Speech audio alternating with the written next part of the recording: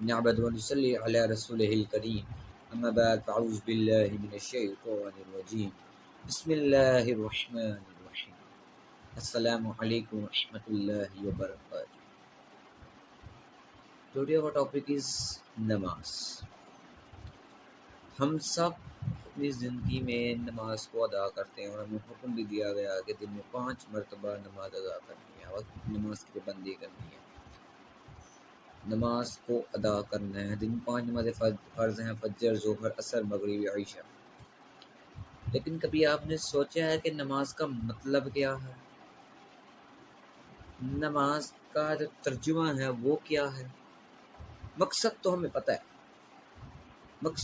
پتہ ہے، کہ یہ قیامت کے دن جو ہے وہ ہمارے کام آئے گی، یہ فرض ہے ہم پر، اس لیے ہم نے ادا کرنی ہے، اللہ تعالیٰ کے قریب کرتی ہے. یہ تو مقصد ہو گیا. لیکن کیا ترجمہ پتہ ہے ہمیں؟ مطلب پتہ ہے اس کا کیا ہے؟ مقاصد تو ہمیں پتہ ہے. نماز کا جو لغوی مطلب ہے، نماز کا لفظ ہے صلاح سے، عربی زبان کا لفظ. اس کا جو لغوی مطلب ہے نا، وہ ہے کہ کسی کے قریب ہو جانا، استغفار، دعا کرنا. یہ اس کے لغوی معنی ہے. اصطلاحی معنی کیا ہے؟ اصطلاحی طور پہ جو نماز سے مراد ہے وہ ہے کہ کوئی بدنیہ عبادت ہے جو متعین کردہ شرائط کے مطابق مقررہ وقت پر رسول اکرم صلی اللہ علیہ وآلہ وسلم کے بتائے ہوئے طریقے کے مطابق ادا کی جائے، اس کو نماز کہتے ہیں. یہ اصطلاحی طور پر جو نماز کے معنی ہے وہ یہ ہے. اب بدنی عبادت کیا ہے؟ جسمانی عبادت ہے، جسم سے ادا ہو، جسمانی عبادت ہے. پھر کیا ہے؟ شرائط کے مطابق ادا کی جائے، جو اس کی شرائط ہے اس کو فالو کر کے ادا کرنی ہے. شرائط کیا ہیں؟ نماز سے پہلے وضو واجب ہے، سب کو پتہ ہے. نماز کے لیے لباس کا پاک ہونا، جسم کا پاک ہونا، اور جدھر نماز ادا کرنی ہے اس جگہ کا پاک ہونا لازم. یہ شرائط آ گئی، ان شرائط کے مطابق. پھر اس کے بعد کیا ہے کہ مقررہ وقت پر، اب ایسا نہیں ہے کہ آپ فجر کی جو رکعتیں ہیں وہ آپ ظہر کے وقت ادا کریں گے تو آپ کو قبول ہوں گے، وہ قضا میں شمار ہو جائیں گی. جو ہے وہ وقت پر ادا نہیں ہوئی ہے، مقررہ وقت پر ہی ادا کرنی ہے نماز، مقررہ وقت پر. اور نماز کی وجہ سے وقت کی پابندی آتی ہے کہ جو کام جس وقت پر مقرر کیا گیا ہے اس وقت پر کرو گے تو زیادہ بہتر اور سب سے زیادہ اجر والا ہے. تو مقررہ وقت پر ادا کرنی ہے. فجر کے وقت فجر، ظہر کے وقت ظہر، عصر کے وقت عصر، مغرب کے وقت مغرب، عشاء کے وقت عشاء. مقررہ وقت پر ادا کرنی ہے. وقت کہاں ہے؟ جب سے وقت شروع ہوگا، جس فجر کا وقت جس ٹائم سے شروع ہوگا، جب تک وہ ٹائم ہے آخر تک، وقت کے آخر ہونے تک، وقت کے آغاز میں، وقت کے درمیان میں آپ کس ٹائم مرضی بھی پڑھ سکتے ہو، اس کی اجازت ہے. اس پر مختلف مسلک کے مختلف ہے. کوئی وقت کی جب آغاز ہو جاتا ہے ساتھ ہی پڑھ لیتا ہے، کوئی درمیان میں پڑھتا ہے، کوئی جب وقت ختم ہونے والا ہوتا ہے تب پڑھ لیتا ہے. 3 جگہ پر جائز ہے.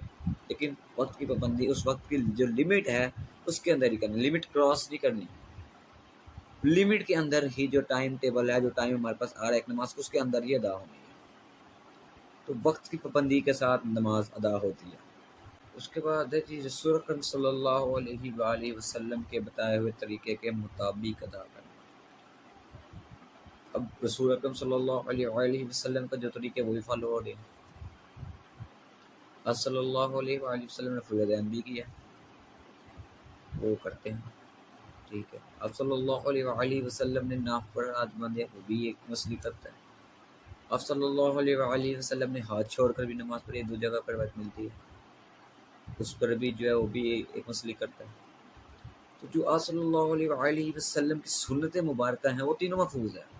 ہاتھ رفع الیدین والی بھی، ناف کے اوپر ہاتھ باندھنے والی بھی، اور ہاتھ چھوڑ کر بھی، تینوں موجود ہیں. اللہ تعالیٰ نے نبی کریم صلی اللہ علیہ وسلم کی سنت کو بھی محفوظ رکھا ہوا ہے. تو اللہ تعالیٰ صلی اللہ علیہ وسلم کے اوپر جو کتاب نازل ہوئی اس کا ذمہ اللہ تعالیٰ نے لیا ہوا ہے، لیکن جو آپ صلی اللہ علیہ وسلم کی سنت مبارکہ وہ بھی محفوظ ہے، تاکہ نبی کریم صلی اللہ علیہ وآلہ وسلم کی جو سنت مبارکہ ہے وہ محفوظ رہے.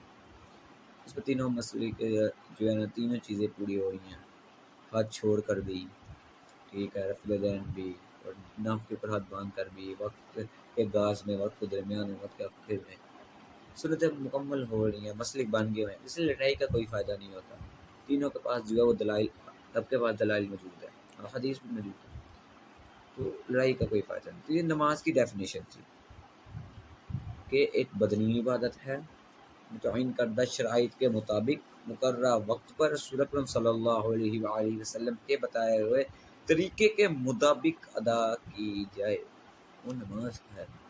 لغوی معنی کیا ہے؟ دعا کرنا، استغفار کرنا، کسی کے قریب ہو جانا، یہ نماز کا مطلب ہے۔ امید ہے آپ کو سمجھ آ گئی ہوگی۔ وآخر دعوانا الحمد للہ رب